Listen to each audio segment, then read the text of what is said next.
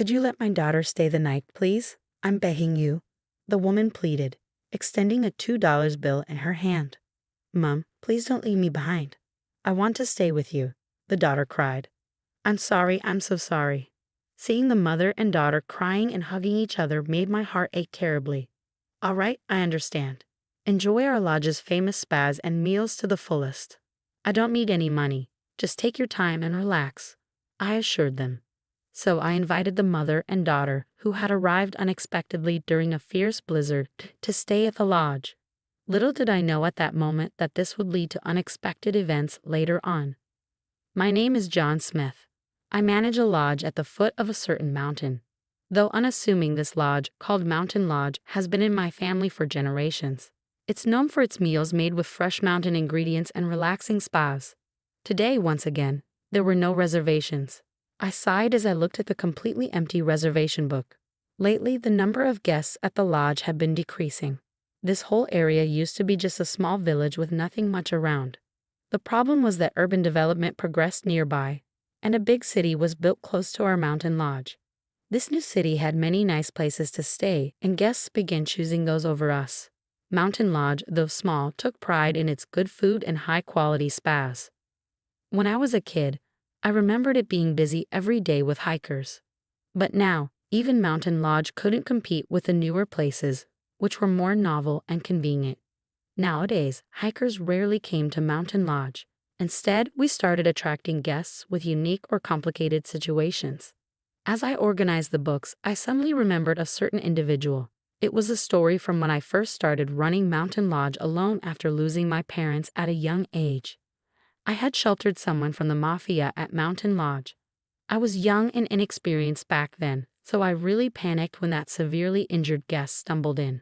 But looking back, it was a valuable experience. Even with that experience, it seemed like the lodge wasn't going to suddenly become successful. Maybe it was time to make a change. I'm considering closing down, I muttered to myself as I flipped through the ledger pages, which were thin enough to fit in a single file. Then one day, it happened. It's really coming down today, I thought, looking outside the window at the fierce blizzard raging. The mountaintop, usually visible, was completely obscured, with the whole area blanketed in white. Businesses around were closing early. There were no reservations to begin with, and no guests would show up in this weather. Just as I headed to the entrance to turn off the light at the outer gate, I heard a faint female voice and the sound of someone knocking on the front door. I quickly opened the door to find a scantily clad, ragged-looking woman and a girl of about 10. Hey, what's wrong with y'all? I could tell at a glance they were in a bad way. I hurriedly invited them in and had them sit on the bench by the entrance for the time being. Explanations can wait. Right now, I'll bring a towel, I said while telling the two of them, who were shivering from the cold. I turned the heating on full blast and pulled up towels from a linen room. Here, use these. Thank you so much, said the woman and girl, likely mother and daughter, looking very similar, huddling close together and shivering slightly while wrapped in towels. The sight of them tugged painfully at my heart. Is there any way I can help y'all? I asked. I hate to say it like this, but I'm used to having customers with circumstances like yours. I won't ask for your reasons, so just tell me what you need. Thank you so much. Well, hesitantly, the woman took something out of her pocket and held it out to me with trembling hands. This is all the money I have on me right now. In her hand was a $2 bill, and she looked at me with an expression filled with remorse as she apologized profusely.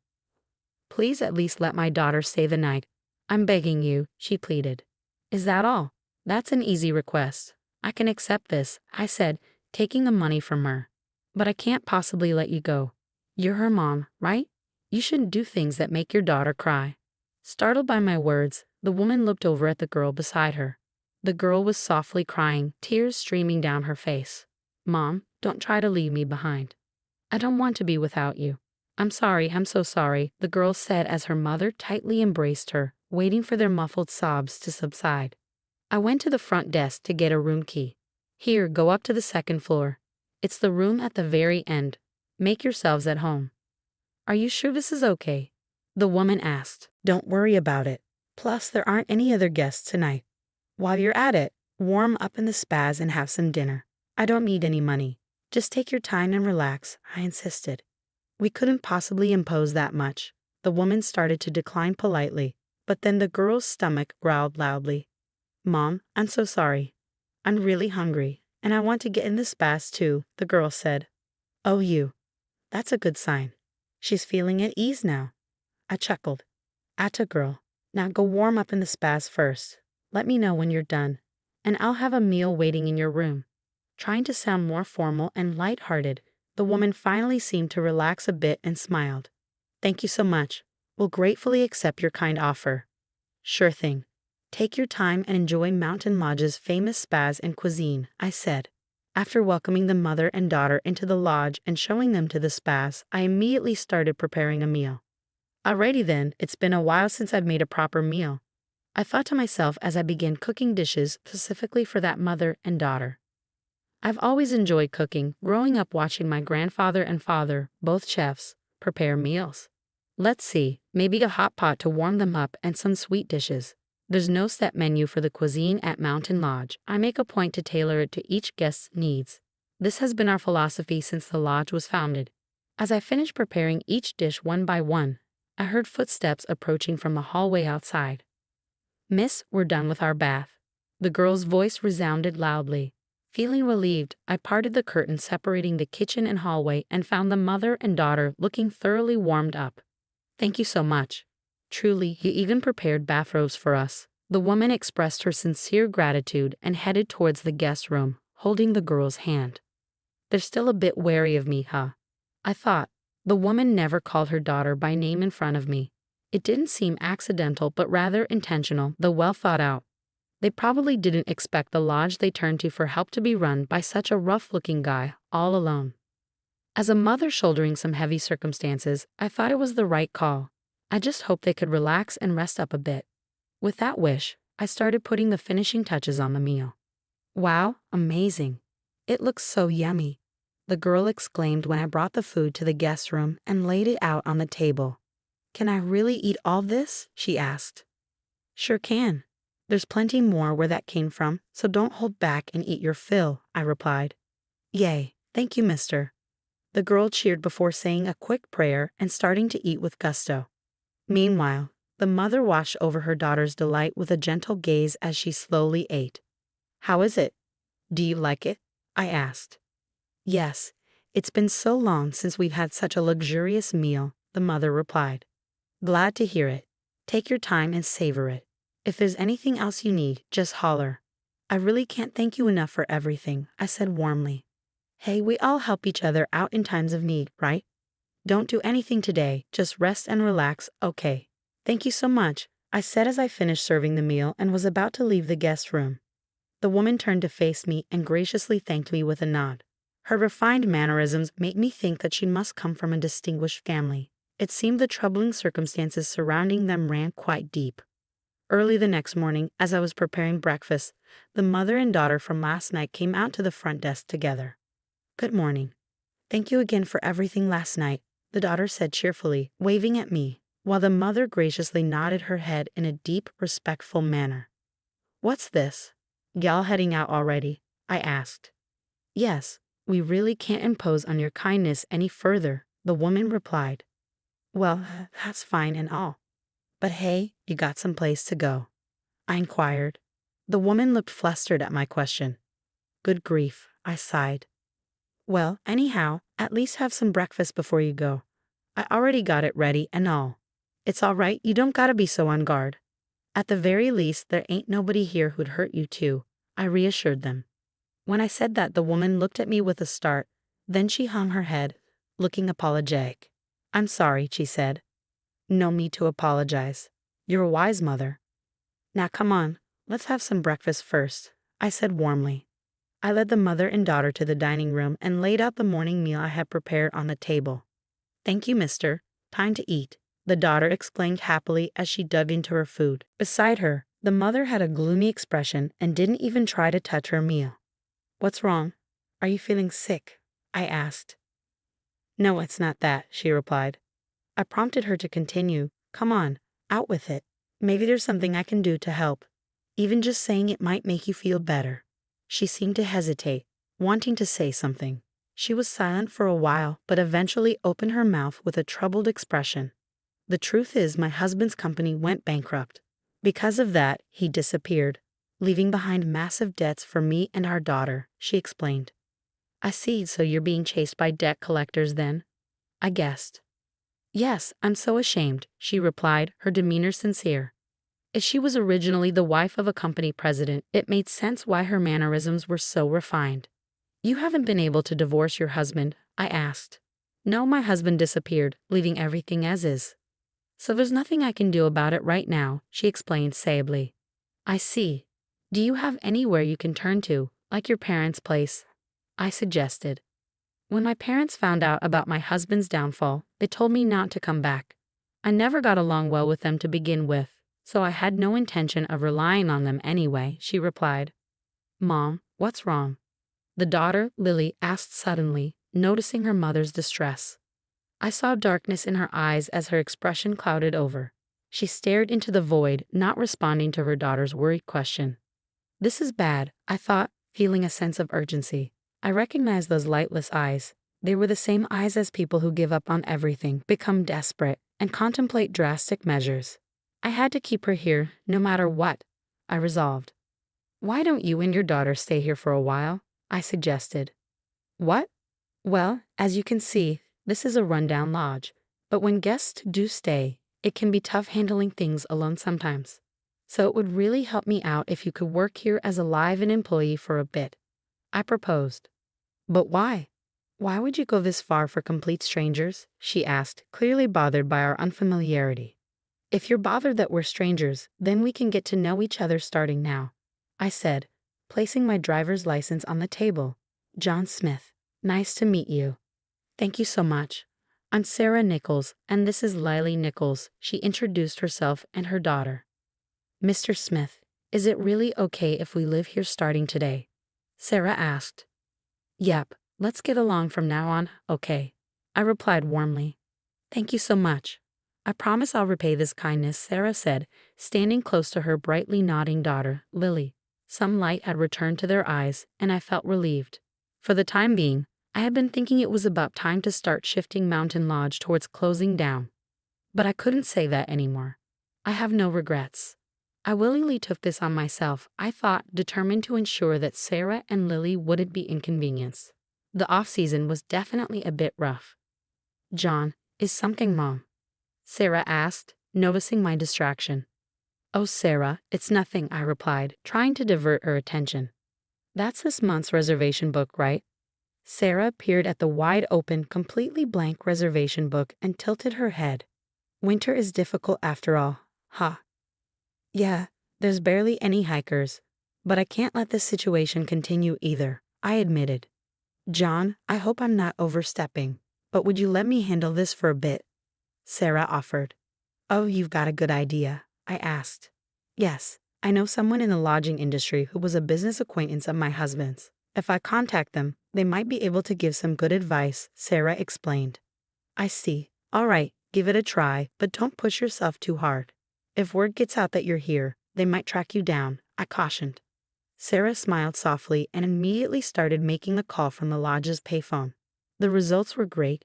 Based on the advice she received, Sarah improved all sorts of systems at the lodge, from the reservation system to the website and management of various social media. She started heavily advertising the lodge. Sarah's skills, honed from supporting her husband's work behind the scenes, exceeded my expectations. Then, as the number of guests at the lodge gradually increased, Lily also started helping out with the work. Welcome to Mountain Lodge. Oh my, what an adorable hostess, don't you think, honey? A guest remarked. She looks about the same age as our granddaughter. How impressive, another guest exclaimed. Thank you so much. Let me show you to your room. Please come this way, Lily replied, beaming. Lily's cute and lively customer service greatly livened up Mountain Lodge. As an excellent poster girl in the mountains far from town, there was a small lodge where you could enjoy high-quality spas and delicious meals. That reputation spread rapidly, and guests started returning to Mountain Lodge. Then it suddenly happened. In the middle of the busy time after all the day's checkouts were done and cleaning and meal prep were starting, a bunch of thuggish guys gathered at the lodge's entrance. What's this? You guys need something, I asked, stepping forward. You the owner here? One of them demanded. Yeah, that's right, I confirmed. This woman's here, ain't she? The man showed me a photo of Sarah. I stared at it intently and shook my head. I don't know about that. Don't play dumb, he insisted. We know everything. Hand over the woman. That's right. If you obediently hand over the woman, we won't cause trouble for you, another man chimed in. Man, like I said, I don't know her. If you've got no business here, scram, I replied firmly. What do you say? We're being polite here, and you're getting all high and mighty, another thug challenged. Hey bro, you know this woman's got debts. If you really want to protect her, you could pay off her debts for her, one of the men said menacingly, getting closer. I kept my mouth shut, ready to face whatever consequences might come. Right then, another mafia member appeared at the entrance, demanding to know what was taking so long to bring back the women. I felt like I'd seen that man's face somewhere before and pondered for a moment. Boss, thank you for the trouble, one of the men said, addressing the new arrival. Boss, please tell him this owner keeps protecting the women, another man added. Huh? What's that? The boss questioned. Hey you, is that true? Wait, could it be, you're the guy? The man who seemed to be a mafia underboss gaped at me in astonishment. Our eyes met, and I finally remembered. I had met this man once before. Hey, you bastards, apologize now. The underboss commanded. What's this all of a sudden? One of the men replied. Boss, shut up and apologize right now. You're being too arrogant. The underboss insisted. I'm telling you, who the hell do you think this person is? The underboss forcefully pushed the other mafia members' heads down. His face paled, the underlings and the underboss apologized profusely. Yeah, this was about 10 years ago, I recalled. It was a day with a terrible storm. Having lost my parents around that time and somehow managing the lodge alone, I was wandering around absent-mindedly inside the quiet lodge with not a single guest. It's lonely, but can't be helped in this weather. Back then, we still had a decent number of guests, but on days with bad weather like that, the lodge was often dead silent. The time for same-day reservations had passed, and I was about to take a break myself when I heard a loud crashing sound from the entrance. What's that? Did the wind blow something in? I wondered aloud. Cautiously approaching the entrance, I opened the door. Whoa, I exclaimed as something large fell towards me. You the owner here? A large man asked, looking up at me. Yeah, sorry for startling you. Mind lending me a hand? He requested. Huh. I looked down at the man, perplexed. From where he had fallen, a pool of blood was slowly and steadily spreading. What happened to you? I asked. I made a bit of a blunder, you see. Got it. Just wait a sec, he replied weakly. It didn't matter who that man really was or that his wounds undeniably looked like gunshot wounds. The bottom line was I had to administer first aid. So I brought the lodge's first aid kit and a large number of unused towels to the man. Later, I found out that the man was the boss of a mafia family who had been chased by a rival family and stumbled into Mountain Lodge. Even after learning that fact, I couldn't bring myself to abandon him for some reason. So I sheltered him at Mountain Lodge until his wounds healed. Mr. Smith, I am truly sorry. To think a lodge boss was indebted to us here, the underboss apologized. No, it's only natural you didn't know back then. Your boss told me to choose a meeting spot far from the lodge so as not to cause me trouble, I explained. Is that so? You went all the way out there to see our boss off. I really can't thank you enough for what you did then. The underboss expressed gratitude. The underboss apologized profusely with the intensity of someone begging for forgiveness, while the underling yakuza behind him also apologized nervously. This was all a bit too chaotic, and I'd nearly forgotten. But I remembered the matter at hand and turned back to the mafia underboss. I continued. Would you mind going home for today? It'd be a real pain if you caused more of a scene. Yes, of course, the underboss agreed. Hey, you lot, we're pulling out, the boss commanded. Yes, sir, understood, the underlings responded. Oh, and one more thing, I added. Lay off the woman you're looking for. The proper thing to do is look for her husband who racked up the debt and ran, don't you think? Yes, understood. We'll be going then, the boss replied. After apologizing profusely one more time, the boss and the other mafia members left. John, Mr. Sarah and Lily hurriedly clambered down from the second floor. Are you all right? Are you hurt? Did those men do anything to you, miss? Sarah asked worriedly. I'm sorry. You must have been so scared, Lily added, clinging to me with her face all scrunched up. Calm down, both of you. I'm fine. Nothing happened to me, really, I reassured them. But how, mister? Did you beat up those scary guys? Lily asked. Something like that, I replied, patting Lily's head gently. I signaled to Sarah with my eyes. Let's talk once things settle down. Okay.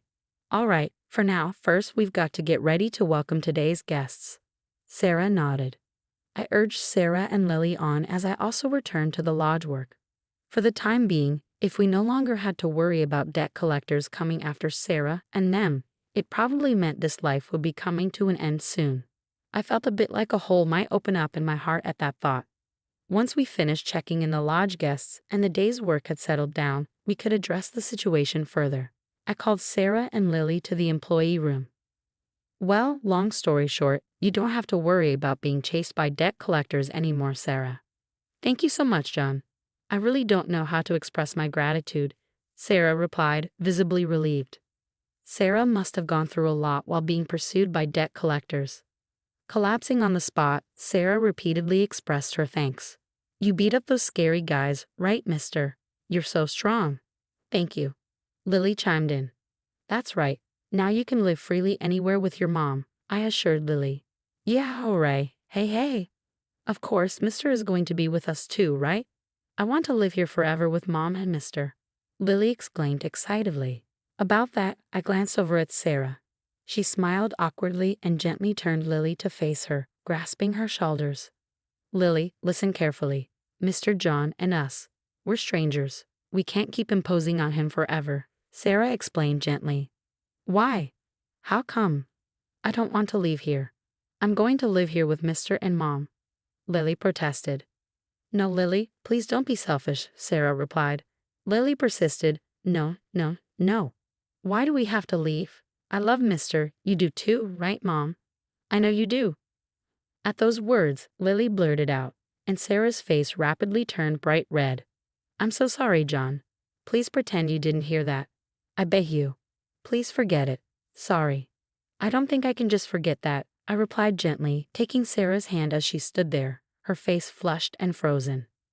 Sarah, if you're okay with it, would you, keep living here from now on? I asked awkwardly. Sarah stared at me intently, and I felt embarrassed. I reflexively let go of her hand. Sorry, forget it.